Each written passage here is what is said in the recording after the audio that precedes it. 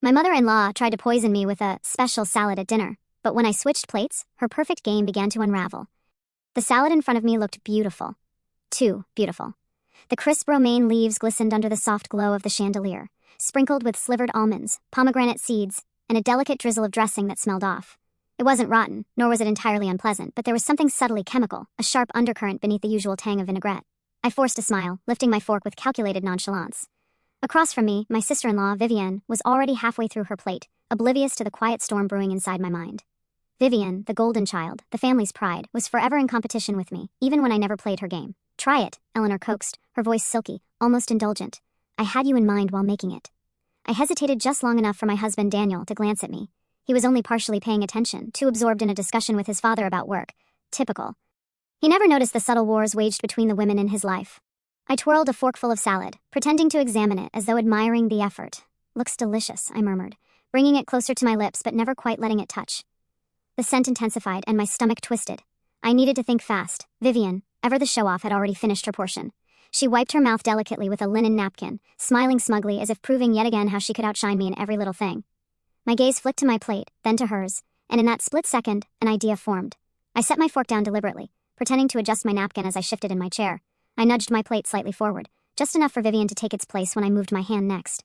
My fingers brushed against the cool porcelain, and with a subtle flick of my wrist, the plates exchanged positions under the cover of casual movement. Vivienne barely noticed. She was too busy gloating over some recent work achievement, basking in our father-in-law's praise. My mother-in-law, however, noticed everything. I saw the way her eyes flickered, just a fraction of a second too long, on my plate. I met her gaze and smiled, mirroring her earlier expression of unreadable warmth. Then, slowly, I lifted my fork again and took a bite of the salad Vivienne had originally been served. Eleanor's expression shifted, just slightly, before she regained her usual composure, but something had changed. She was watching too closely now.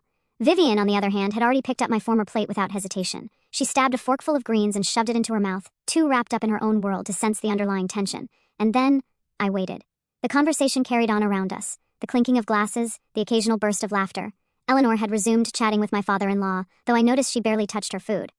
She kept stealing glances at Vivienne, waiting. That's when I knew for sure. It was subtle at first, just a shift in Vivienne's posture, a slight furrow in her brow.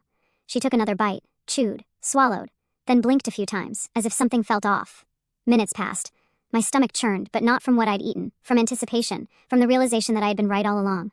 Vivienne coughed once, clearing her throat, then again, more forcefully. Daniel turned to her, suddenly concerned. "You okay?" She nodded quickly. "Yeah, just dry spices or something." But there was a tightness in her voice, something unnatural. Her hands trembled slightly as she reached for her water. Eleanor's fingers curled around her wineglass, her grip tightening. "Are you sure, dear? You look a little pale." And there was the confirmation I needed. Something was wrong with that salad, something meant for me. Vivienne shook her head, but I could see the change spreading. Her breathing grew heavier, her movements slower. She swallowed hard, shifting uncomfortably in her seat. The once effortless smugness had drained from her face, replaced by unease. And still, Eleanor said nothing. She simply watched. I pressed my napkin to my lips, suppressing a smirk. I should have felt guilty, but I didn't, not even a little. Because now Eleanor didn't just have to deal with her failed attempt at whatever she had planned for me. Now she had to face the consequences of her actions, except those consequences had landed squarely on her favored daughter instead.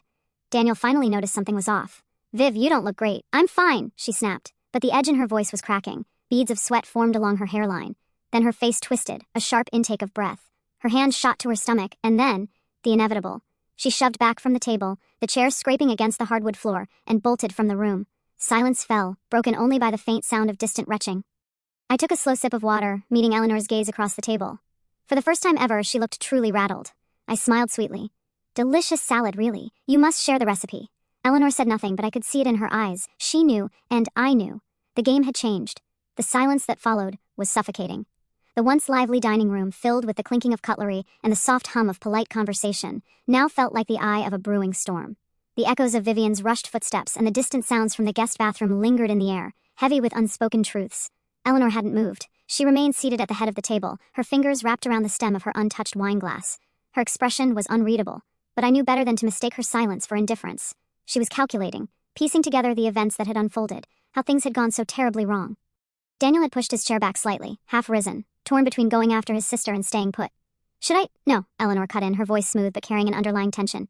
"She'll be fine. Let her compose herself." That was when I knew. She wasn't surprised, she wasn't concerned. She was trying to regain control. My fingers traced the rim of my water glass, my heart thumping with a slow, steady rhythm. I wasn't sure what I had expected, but part of me had anticipated more of a reaction. Panic, denial, a flurry of false concern. Instead, she was trying to will the situation into submission, pretending this wasn't a direct consequence of something she had orchestrated. Daniel frowned, uneasy. She didn't even drink that much. What could have? Maybe something didn't sit well with her. My voice was smooth, casual. That happens sometimes. Eleanor's gaze flicked to mine, just a brief moment, but enough to tell me that she knew exactly what had happened, and she knew I knew. A quiet war had begun. Across the table, my father-in-law Charles cleared his throat. He had the same unreadable look as Eleanor, but lacked the same finesse in controlling it. His discomfort was evident in the way he tapped his fingers against the table, his gaze shifting between us. He hadn't said much all evening, but now he studied me with quiet scrutiny, as if trying to determine whether I had played a role in what had just happened. The weight of his stare didn't bother me, not anymore. Daniel exhaled, rubbing his temples. I should check on her. He pushed his chair back fully this time and walked toward the hallway, his steps quick but hesitant, as if bracing himself for what he might find. The moment he disappeared, Eleanor finally placed her wineglass down. The sound was deliberate, a quiet command that demanded my attention. Her lips curved into a small, controlled smile. You enjoyed the salad? My stomach twisted, but I forced myself to match her energy, to play along in this new, unspoken game. I leaned back slightly, fingers laced together, and nodded. Absolutely. You really must share the recipe. A pause, too long, then a slow, amused chuckle. I thought you'd like it, she murmured, swirling the remaining wine in her glass. It's special. Charles stiffened beside her, shooting her a sharp glance. That was interesting. So he knew, not all of it, perhaps, but enough to sense when Eleanor was playing a dangerous game. I tilted my head slightly, feigning curiosity. It had an interesting aftertaste, a little different than I'm used to. Her fingers drummed lightly against the table. New ingredients. Sometimes, when you try something unfamiliar, your body reacts in unexpected ways. I wasn't sure if she meant that as a warning or an excuse, but either way, it confirmed everything I had suspected. Before I could respond, a sharp noise echoed from the hallway, the sound of a door swinging open, followed by the unmistakable sound of Vivian's voice, thick with distress. What was in that food? Her voice trembled with frustration.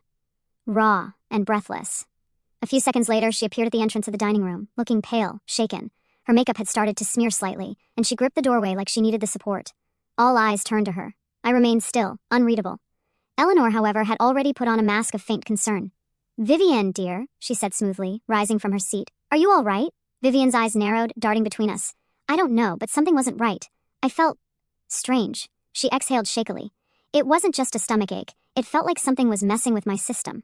My heart was racing, my hands went numb. A thick silence settled over the room. I let the moment stretch, let the weight of her words linger. Then, I looked at Eleanor and waited.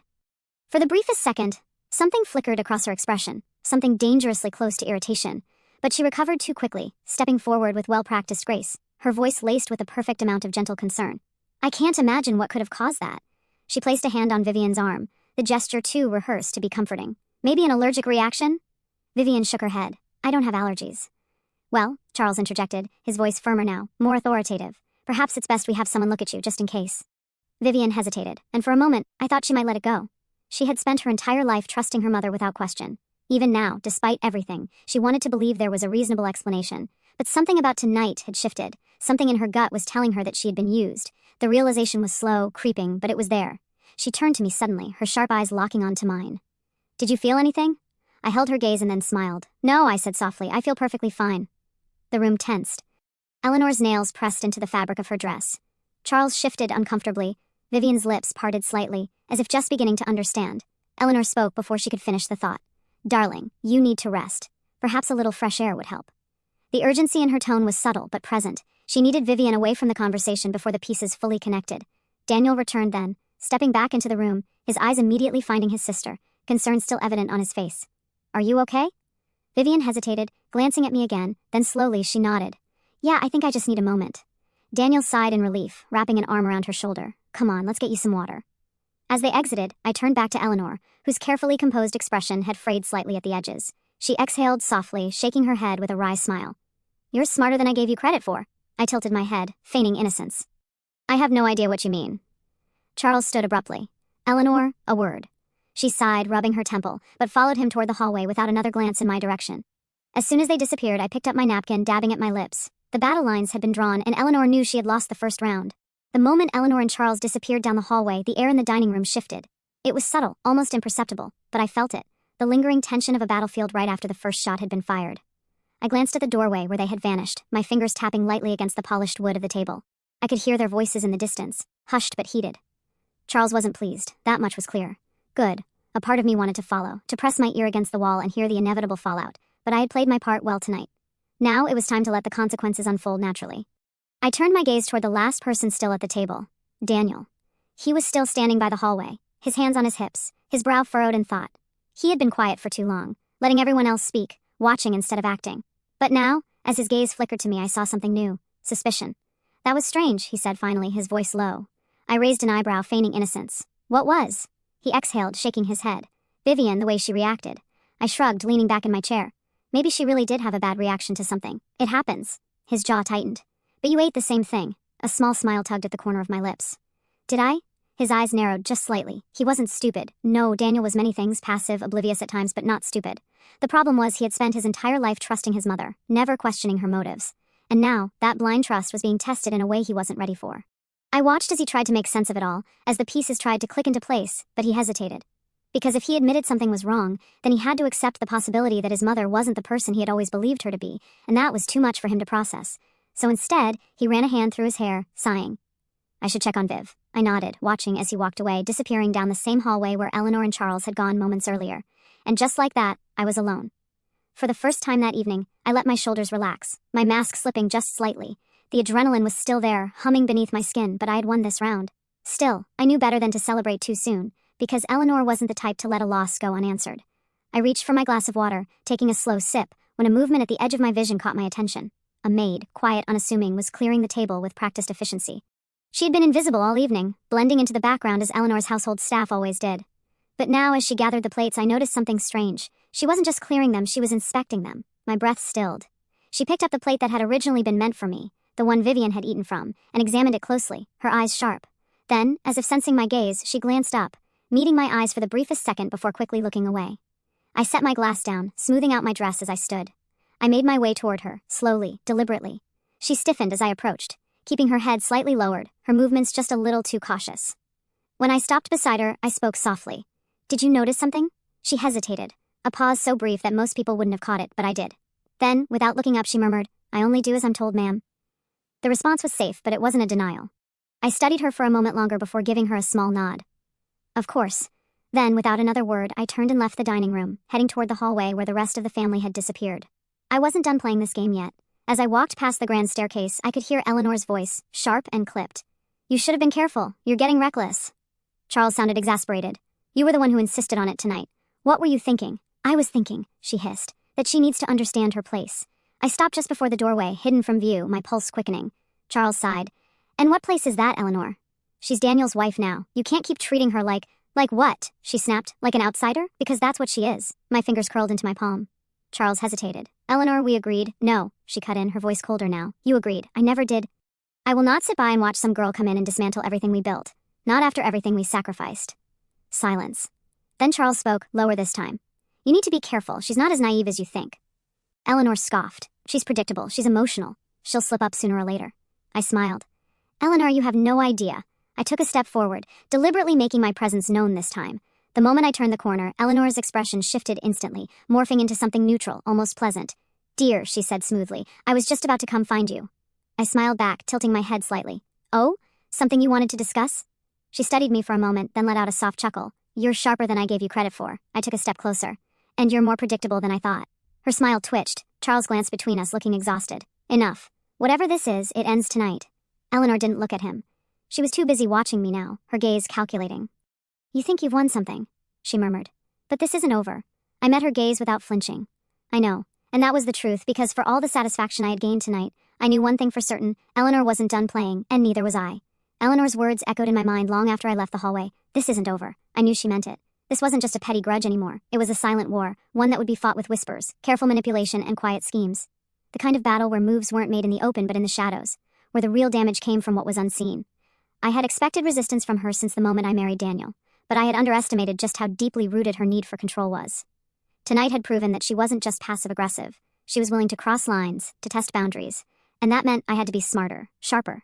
When I stepped back into the dining room, the table had already been cleared, the once grand setting now an empty reminder of the battle fought over dinner. The maid from earlier was still there, wiping down the polished surface, her movements careful, precise. I approached her, lowering my voice just enough so that it wouldn't carry. "You noticed something earlier." She hesitated, fingers tightening around the cloth she held. Her eyes flickered toward the doorway where Eleanor had vanished, then back to me. I shouldn't speak on things that aren't my place, ma'am. I gave her a small smile, one that wasn't demanding but understanding. I think we both know that's not entirely true. She glanced around once more before exhaling softly. The plate, my chest tightened. What about it? She hesitated, then sighed. It was prepared separately, different from the others. The dressing smelled stronger. Her voice dropped lower. And she watched you too closely when you took your first bite.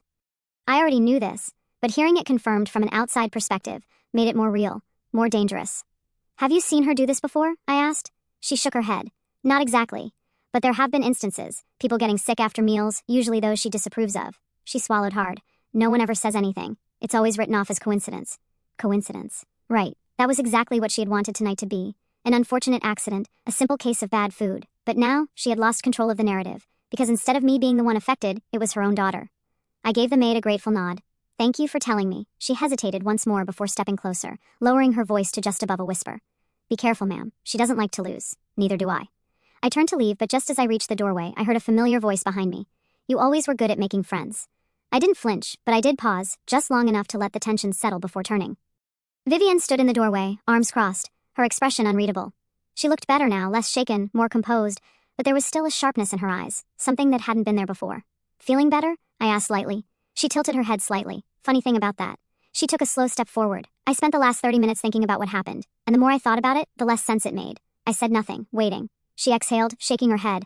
I was fine before dinner, no signs of anything. And then suddenly, halfway through my plate, my body started reacting as if I had eaten something I shouldn't have. I let my expression remain neutral. That does sound strange. Her lips pressed together. It does. Then she narrowed her eyes. Especially since you were the one who was supposed to have that plate. I smiled, slow and knowing. And yet, here we are. Her jaw tightened. Did you know?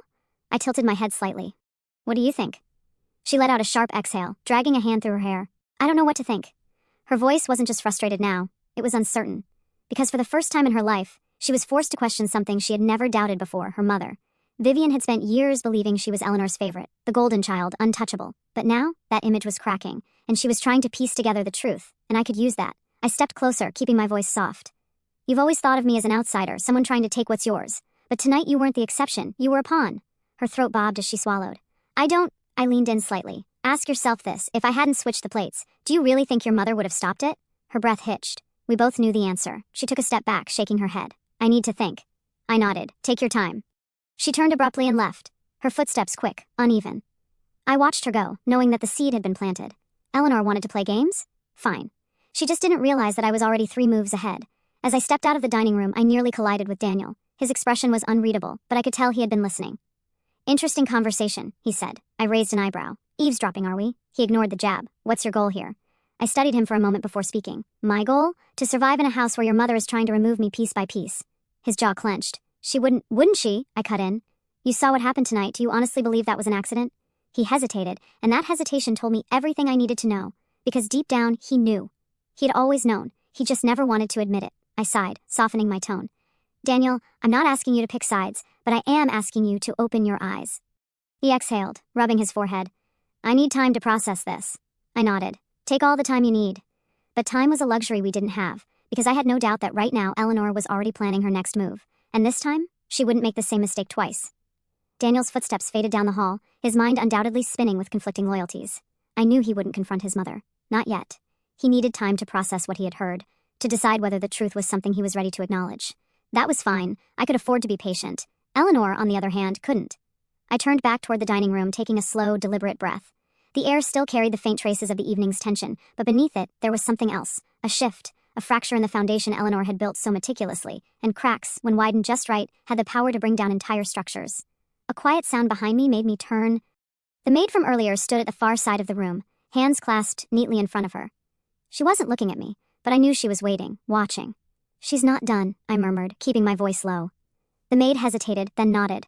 No, ma'am, she never is. I studied her carefully. Her tone was measured, but there was something beneath it. A careful awareness, a knowledge of how things worked in this house, of how dangerous it was to be on the wrong side of Eleanor's games. I stepped closer. You've been here a long time, haven't you? She nodded. Long enough to know when to keep my head down, and long enough to know when something isn't right. I paused, then asked, Has she ever lost before? The maid's lips pressed together, as if debating whether she should answer. But then, in the softest whisper, she said, Not like this. A chill ran through me. Because if Eleanor had never been beaten at her own game before, that meant she wouldn't retreat now. She would retaliate. And this time, she wouldn't just be watching from a distance. She would be coming straight for me. I exhaled slowly. Then I suppose I should prepare. The maid hesitated. Then with a quiet glance toward the hallway, she murmured, "Be careful, ma'am. She doesn't like when things don't go her way. Neither do I." As I made my way upstairs, my mind raced through the possibilities. Eleanor had taken a calculated risk tonight, assuming she could manipulate me into being just another casualty of her control. But she had underestimated one crucial detail. I wasn't afraid of her. She thrived on intimidation, on weaving traps so delicately that people barely realized they had walked into them. But what happened when the prey knew they were being hunted? I stepped into my bedroom, closing the door behind me. The room was dimly lit, the city skyline glowing beyond the large windows. My reflection stared back at me in the glass, calm, composed, but beneath that, a fire burned. I needed to be one step ahead.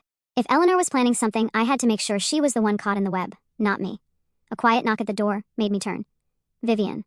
She stood at the threshold, arms crossed, her face a mask of stubborn defiance, but there was something else there too, uncertainty. I gestured for her to enter. She hesitated, then stepped inside, closing the door behind her. For a moment, neither of us spoke. Then she exhaled sharply. "I need to know the truth." I folded my arms. "Which truth? There are so many to choose from." She shot me a sharp glare. "Did you switch the plates on purpose?" I held her gaze, letting the silence stretch. Then, finally, I said, "Yes." She inhaled sharply, but she didn't look as angry as I expected, just shaken. She paced the room once, then turned back to me. "And you think—" She swallowed. "You think Mom did something to it?" I watched her carefully. This was the moment that would decide everything. If she believed me, Eleanor would lose one of her strongest pieces. If she didn't, I would be on my own. So I spoke plainly. "I don't think, Vivian. I know." Her face twisted, torn between denial and realization. "Why?" she whispered. "Why would she do that?" I sighed. "Because she doesn't see me as family. She sees me as an outsider, a threat. And she wanted to remind me of my place." Vivian swallowed hard, shaking her head. "That doesn't make sense. She's controlling, yes. She wants things done her way, but she wouldn't—" I raised an eyebrow. She faltered. Because deep down she knew. She had seen it before, even if she had never wanted to admit it. The way Eleanor manipulated situations, twisted conversations to suit her needs, the way she always managed to make herself the victim, no matter how many people she stepped on in the process. Vivian collapsed onto the edge of the bed, rubbing her temples. "This is insane." I sat beside her. "It's reality." She exhaled, shaking her head. "What are you going to do?" I looked at her carefully. "That depends." She frowned. "On what?" I leaned forward slightly. "On whether you want to keep being a pawn in her game or whether you're ready to start playing for yourself." Vivian's eyes widened slightly. I could see the gears turning in her head, the years of blind loyalty warring with the new, uncomfortable truth settling in her gut. She had spent her whole life in Eleanor's shadow, believing she was untouchable. But now, she was starting to see the truth, and the truth was dangerous. Finally, after a long silence, she whispered, "What do you need me to do?" A slow smile spread across my lips, because now, the real game was about to begin. I stood, walking toward the window, staring out at the city below. The lights flickered in the distance, countless stories playing out behind closed doors. But in this house, in this moment, only one story mattered. Eleanor had set the first trap, but now it was my turn to lay one of my own. And this time, I wasn't going to miss. Vivian's words lingered in the air, a quiet but powerful declaration. "What do you need me to do?" It was the moment I had been waiting for, the moment Eleanor's perfect kingdom began to crack from the inside. She had spent years molding her daughter into a mirror of herself, composed, obedient, untouchable. But now, for the first time, Vivian was looking beyond the carefully constructed reality she had always known. I turned to face her, watching as she toyed with the hem of her sleeve, her nails tapping rhythmically against the fabric. She was nervous, unsettled, and that was good. Fear made people careful, but doubt made them dangerous. "You don't have to do anything," I said, my voice calm. "Not yet." She frowned. "Then why ask?" "Because I needed to know if you were ready." Her lips parted as if to protest, but then she hesitated. Finally, she exhaled, her shoulders dropping slightly. "And what if I am?" A slow, knowing smile spread across my face. "Then watch," I murmured. "And wait." Vivian's hesitation was still there, but the seed had been planted, and that was all I needed.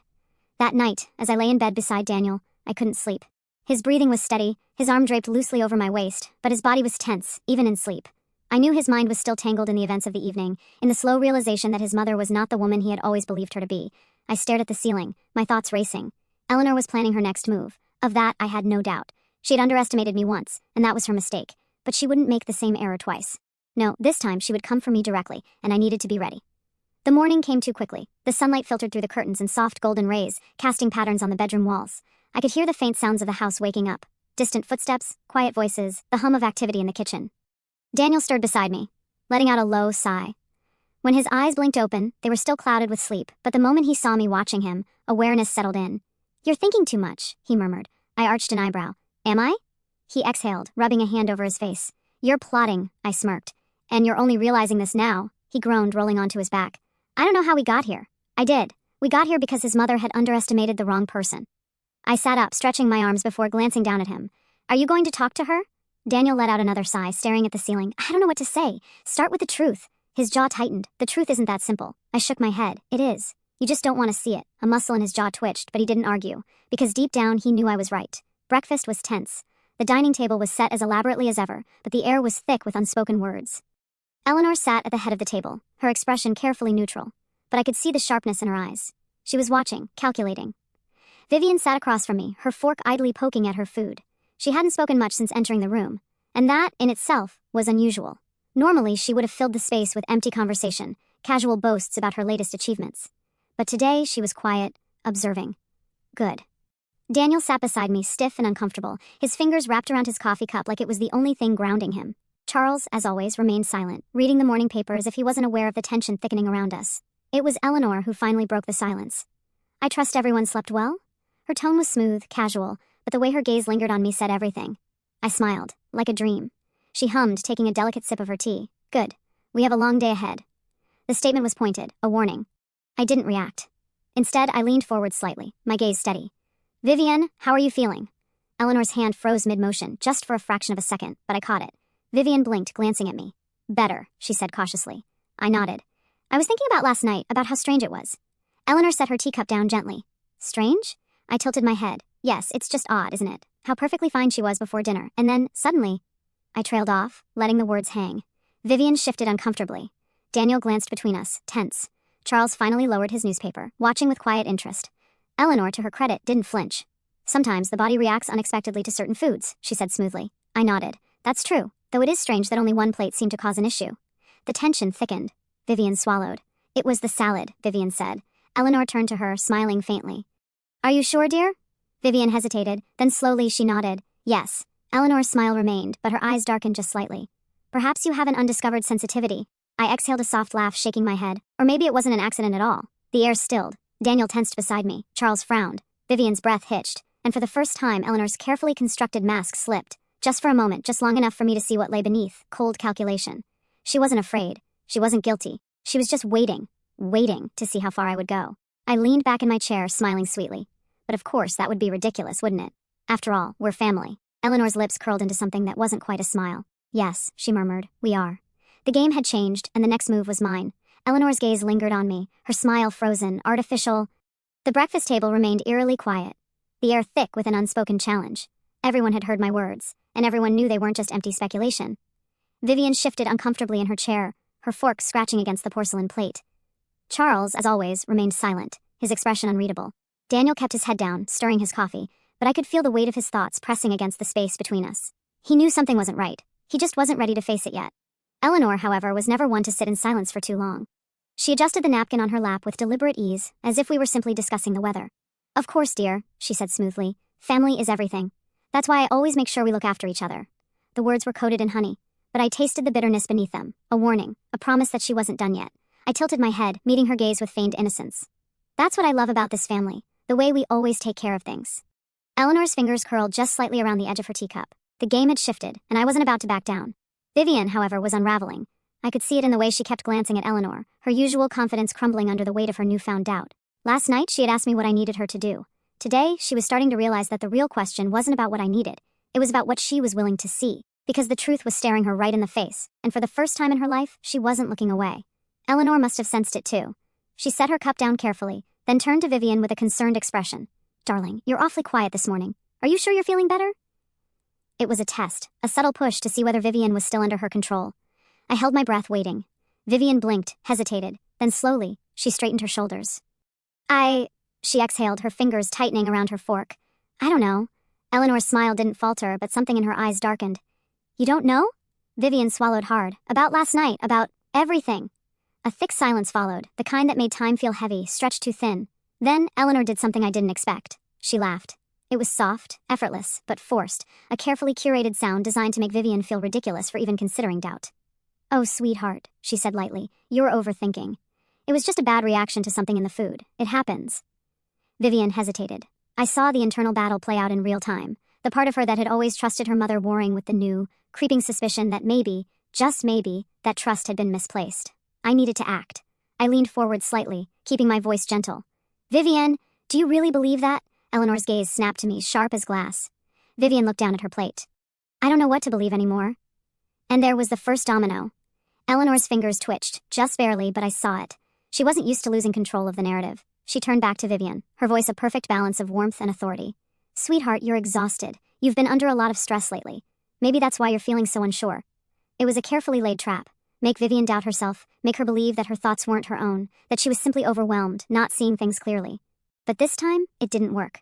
Vivian inhaled, shaking her head. No, that's not it. Eleanor's mask cracked. Not fully, not enough for anyone else to notice, but I did. She wasn't just losing control. She was losing her. Charles finally set his newspaper down, clearing his throat. Perhaps we should move on from this topic. It wasn't a suggestion. It was a command. And just like that, the tension shifted again. Eleanor nodded, regaining her composure, and Daniel exhaled in quiet relief. The conversation turned, forced into safer waters, but the damage had already been done. Because Vivian wasn't the same as she had been yesterday, and Eleanor knew it. The rest of breakfast passed in a blur, but my mind never stopped working. I needed to keep this momentum. I needed to make sure that Vivian didn't retreat back into the safety of denial. So, after the table was cleared and the family scattered for the day, I followed her. She was outside in the garden, sitting on the stone bench near the fountain, staring at the water with a distant expression. She didn't look up as I approached. I don't know what to do, she admitted softly. I sat beside her, letting the quiet settle. You don't have to do anything yet. She shook her head. That's the problem. I've spent my whole life not doing anything, just accepting things as they were. I watched her carefully. And now? She let out a breath, her hands clasped together. Now I'm starting to realize that maybe I should have been paying attention all along. I smiled, slow and knowing. It's never too late. Vivian turned to me then, her expression guarded but determined. You're not scared of her, are you? I met her gaze without hesitation. No. She studied me for a moment, then nodded. I think I want to see what happens when someone finally stands up to her. I smirked, then stick around. Eleanor had spent years keeping this family in check, making sure no one strayed too far from her control. But now, the cracks were forming, and the first domino had already fallen. It was only a matter of time before the rest followed. Vivian sat beside me, staring at the water in the fountain, lost in thoughts she had never allowed herself to have before. The weight of realization was sinking into her, and I could see the way her hands trembled slightly as she processed everything. She had been raised to believe in Eleanor's perfection, molded to reflect her mother's values, taught to admire the control Eleanor wielded so effortlessly. But now, that foundation was crumbling beneath her feet. She turned to me suddenly, her voice quiet but firm. She won't let this go. I nodded, already knowing the truth in her words. No, she won't. Eleanor didn't believe in losing. If she sensed even the smallest crack in her carefully built empire, she would do whatever it took to seal it shut before it widened. And right now, that crack was Vivian. I watched her carefully, waiting to see what she would do next. This was her moment. She could either retreat, pretend none of this had ever happened, or she could step forward into a battle she had never thought she would have to fight. She exhaled slowly, her fingers tightening in her lap. What if I told her I know? I tilted my head. And what would you say? She hesitated, shaking her head. I don't know. I don't even know what I believe yet. I understood. It was one thing to suspect, to feel the weight of doubt pressing against your chest. It was another thing entirely to say the words out loud. To accept that the person you had trusted your entire life wasn't who you thought they were. I reached out, placing a hand on her arm. Then don't rush. She'll come to you first. Let her show you who she really is. Vivian swallowed hard but nodded. The door behind us creaked open, and I already knew who it was before I turned. Eleanor stood in the doorway, framed by the warm glow of the house, her presence casting a long, looming shadow over the garden. Her lips curled into a soft smile, but her eyes were unreadable. There you are, she said smoothly, stepping toward us. I was wondering where you had gone. Her gaze flicked to me first, then to Vivian, assessing, calculating. Vivian sat up straighter, her shoulders tense, just getting some air. Eleanor hummed, her expression shifting just slightly. Good. You had me worried earlier. She reached out, brushing a hand over Vivian's shoulder in an affectionate gesture that felt more like possession than care. I was thinking we should have a little talk. Just the two of us. Vivian hesitated, and I saw the moment of uncertainty flicker across her face. She wasn't ready, not yet. Eleanor noticed it too. She smiled gently. You know you can always talk to me, darling. Vivian inhaled deeply, then nodded. Okay. I let my hand drop from her arm, giving her a reassuring glance before she stood and followed Eleanor back into the house. I didn't move, didn't call after her. This was her battle now, but I had no doubt that Eleanor was about to remind her just how dangerous it was to doubt the queen. I waited, my fingers tracing patterns on the stone bench, my mind racing through the possibilities.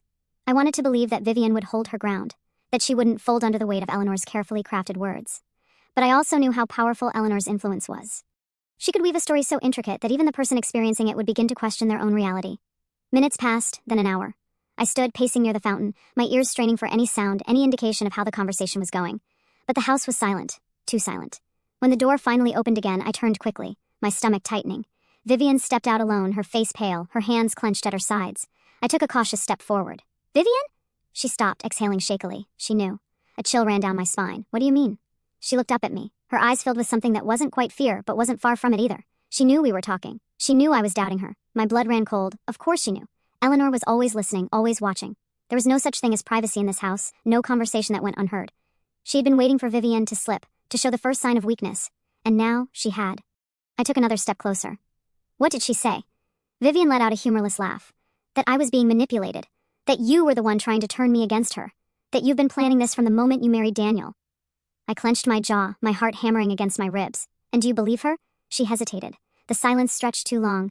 Then finally she shook her head. No. But she almost convinced me. That was the terrifying part. Eleanor didn't need the truth to be on her side. She just needed enough doubt to take root, because once it did, she could twist it, reshape it into something that fit her narrative. I swallowed hard. What else did she say?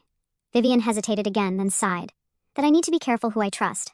That she only wants what's best for the family. She looked up, something unreadable flickering in her expression. And that she's going to fix everything. My stomach twisted. That wasn't a reassurance. That was a threat. Eleanor wasn't just planning to regain control, she was planning to erase any trace that she had ever lost it in the first place. I exhaled slowly, steadying myself. Then we don't have much time. Vivian frowned. For what? I met her gaze, my voice firm. To make sure she's the one who falls first. She stared at me for a long moment, her breath coming unevenly. Then slowly, she nodded. The crack in Eleanor's crown had deepened, and now, all it would take was one final push to bring her empire crumbling down. Vivian's nod solidified something between us. A silent pact. A mutual understanding that we were no longer just reacting to Eleanor's control. We were preparing to dismantle it. But knowing we needed to act was one thing, deciding how was another. I could see the internal war still raging in Vivian. Her entire life had been shaped by Eleanor's hands, sculpted into the perfect daughter, the loyal pawn. And now, she was being asked to betray the woman who had built her. It wasn't an easy thing to undo, even when the truth was staring her in the face. I kept my voice steady, careful. If she's planning to fix things, that means she already has something in motion. Vivian exhaled sharply. She does. I stiffened. What is it? She hesitated, rubbing her arms like she was cold. She's going to get rid of you. The word settled in the air like a drop of ink in water, dark and spreading. I had expected as much, but hearing it confirmed sent an electric current of adrenaline through me. I took a slow breath. How? Vivian shook her head. I don't know the details, but she was calm when she said it, too calm, like she's already set the pieces in place. That was what made Eleanor dangerous. She never acted impulsively. Every move was calculated, every detail ironed out long before anyone else even realized a game was being played. And if she had reached the stage where she was openly telling Vivian about her plans, it meant she was close to executing them. I swallowed the unease rising in my throat and forced a small, sharp smile. Then we'll just have to act first. Vivian's expression flickered with uncertainty. How? She controls everything. I tilted my head. No, she doesn't. Her brow furrowed. She controls what people see, I clarified. But people like her, they always have secrets, and secrets have a way of unraveling when you pull the right thread. Vivian's lips parted slightly as realization dawned. We weren't going to fight Eleanor head-on. That would be playing into her hands. We were going to let her undo herself. I stepped closer, lowering my voice. I need to know everything. Every little thing she's ever done to keep her grip on this family. Vivian hesitated, biting her lip. That could take days. I gave her a pointed look. We don't have days. Her throat bobbed as she swallowed, then nodded. For the next hour, we sat in the garden, piecing together Eleanor's web. It was more intricate than I had expected. Everything she did was strategic. Who she invited into the family, who she kept at a distance, the lies she told to keep control. She had manipulated not just Vivian, but Daniel, Charles, even the staff, ensuring that no one questioned her authority. But then, Vivian hesitated, her fingers gripping the edge of the bench. There's one thing, but I don't know if it's true. I leaned in slightly. What is it? She looked around like she was afraid the house itself might hear. Dad, she whispered. I frowned. What about him? Vivian hesitated, then spoke so quietly I almost didn't hear. I think she has something on him, something that keeps him from standing up to her. My pulse quickened. Charles had always been the quiet one, the passive observer. I had assumed it was just his nature, but what if it wasn't? What if Eleanor was holding something over him, something that ensured his silence? I exhaled slowly. If that's true, then that's our thread. Vivian looked at me, uncertainty still lingering. And if it's not? I smiled faintly. Then we find another one. Eleanor thought she was untouchable, but every fortress had a weakness, and I was going to find hers. That night, I waited. Dinner had been uneventful. Eleanor was back to playing the gracious matriarch, pretending nothing was wrong. But I could see the tension in her shoulders, the way she glanced at me just a second too long. She was waiting for something. So was I. When the house finally quieted, I slipped out of bed and moved toward the hallway. I needed to talk to Charles alone. I found him in his study, nursing a glass of whiskey, his eyes distant as he stared at the fireplace. He didn't look up when I stepped inside, but I knew he had heard me. You should be careful sneaking around at night, he murmured. This house has too many ghosts. I closed the door behind me. Then maybe it's time to let some of them out. That got his attention. He turned, his gaze sharp. What do you want? I stepped forward. The truth. His lips twitched in amusement, but it didn't reach his eyes. That's a dangerous thing to go looking for in this house. I didn't waver. What does she have on you? His jaw tightened. Nothing. I tilted my head. Lying to me doesn't help either of us. A flicker of something passed through his expression. Then he exhaled, swirling the whiskey in his glass. She knows things, he said finally. Things I can't afford to let out. I stepped closer. Like what? He hesitated, then met my gaze. Enough to destroy everything. A chill ran down my spine. Eleanor wasn't just controlling him. She was blackmailing him. I swallowed. Why haven't you fought back? He let out a humorless laugh. Because fighting Eleanor is like trying to fight the tide. No matter how strong you think you are, she always finds a way to pull you under. I studied him for a long moment. He wasn't just defeated. He was resigned. Eleanor had broken him so completely that he no longer believed escape was possible. But I wasn't him. I stepped forward, lowering my voice. What if I told you she's already slipping? Charles's eyes narrowed. What? I continued. What if I told you that for the first time she's losing control? His fingers tightened around his glass. Then I'd say you don't know her as well as you think you do. I smiled faintly. Or maybe you don't. A muscle in his jaw twitched, but he didn't respond. I leaned in slightly. You may not be willing to fight her, but I am. And whether you believe it or not, her time is running out. Charles studied me for a long moment. Then finally he sighed. She has records, he muttered. Files on everyone. My pulse quickened. Where? He hesitated, then murmured, the safe in her office. I stepped back. Thank you. He shook his head, downing the rest of his whiskey. You're playing a dangerous game. I smiled. So is she. Then, without another word, I turned and left. Because now, I had exactly what I needed to bring Eleanor down. The moment I stepped out of Charles's study, the weight of what I had learned settled on me like a storm cloud ready to burst. Eleanor had records. Files on everyone. Secrets she had hoarded like a dragon guarding treasure. Each one a thread in the web she used to control this family. And now, for the first time, I knew where to find them. I moved swiftly down the dimly lit hall, my pulse steady despite the rush of adrenaline flooding my veins. The house was eerily quiet, the heavy silence stretching between its grand walls. But I knew better than to believe I was truly alone. Eleanor was always watching, always listening. But tonight, she had no idea that I was coming for her first. Vivian was waiting for me in my bedroom, perched on the edge of a chair near the window. She looked up the moment I entered, her expression tight with tension. Well? I shut the door behind me and exhaled. She has a safe in her office. Vivian stiffened, her eyes widening just slightly. With the records? I nodded. If we can get inside, we'll have everything we need to bring her down. For a moment, neither of us spoke. The magnitude of what we were about to do hung between us, heavy and unspoken. If we did this, there was no turning back. We weren't just resisting Eleanor's control. We were shattering it completely. Vivian swallowed hard. She'll never forgive us.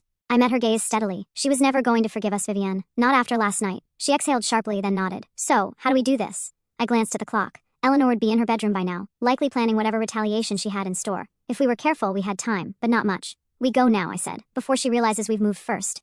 Vivian hesitated for only a second before standing. Okay. We slipped out into the hallway, our steps silent against the polished floors. Every shadow felt like it carried eyes. But I forced myself to stay focused. Eleanor's office was at the end of the east wing, past the main staircase, and through a set of grand double doors. I had been inside before, but never alone, never with the intention of picking apart the life she had built. When we reached the doors, I hesitated, pressing my ear against the wood. Silence. I glanced at Vivian. Watch the hall. She nodded, positioning herself slightly away from the door, eyes scanning for any movement. I took a slow breath, then turned the handle. It opened easily. Of course it did. Eleanor didn't believe she could be challenged. The office was just as I remembered, elegant, pristine, and meticulously arranged. A massive mahogany desk sat in the center, a wall of bookshelves behind it.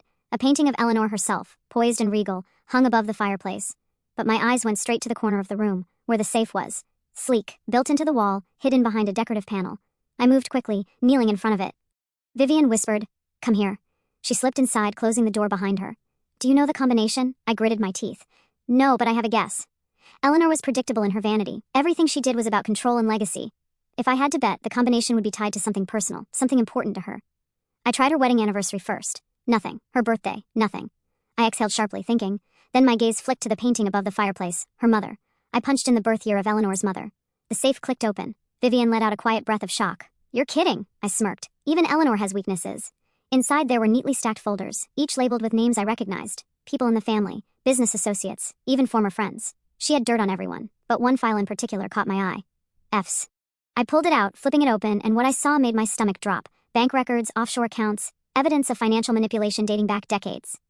Charles wasn't just complicit in Eleanor's control, he was trapped in it. If this information got out, his career, his reputation, everything would be ruined. Vivian peered over my shoulder, her breath hitching. "She's been holding this over him for years." I nodded grimly. "And I bet he's not the only one." We rifled through more files, scanning pages as quickly as we could. She had covered every angle, every potential threat to her reign. But then, I found something even more damning. A contract. One with Daniel's name on it. Vivian frowned. "What is that?" I scanned the document, my stomach twisting. "She's been planning to cut me out, legally." Vivian's eyes widened. "You mean, she's setting it up so that if Daniel ever sides with me, he loses everything?" Vivian took a sharp step back. "She's insane." I smiled bitterly. No, she's just terrified. We didn't have time to go through everything. But this was enough. More than enough. I grabbed the most damning files and tucked them under my arm. We need to go. Vivian nodded quickly, but just as we turned, the door creaked open and Eleanor stood there. She was calm, too calm. Her eyes flicked to the open safe, then to the files in my hands, and she smiled. I was wondering when you'd finally grow bold enough to try, she murmured. Vivian tensed beside me, her breath shaky, but I held Eleanor's gaze, steady and unflinching. I was just cleaning up, I said lightly, since you seem to be making a mess of things. Her chuckle was low, stepping further inside, closing the door behind her. You think you've won something here. I lifted the file. I think I have more than enough to make sure you don't. For the first time, something flickered across her expression, the smallest crack. She exhaled, tilting her head. You don't understand the game you're playing. I stepped forward. Oh, I do. And I just changed the rules. Her lips pressed together, the mask slipping slightly. You think you can break me? I smiled, slow and knowing. No. You're going to do that yourself. The tension in the room was suffocating, the weight of years of manipulation pressing against the walls. But I had the upper hand now, because Eleanor wasn't in control anymore. I was. And this was the beginning of the end for her.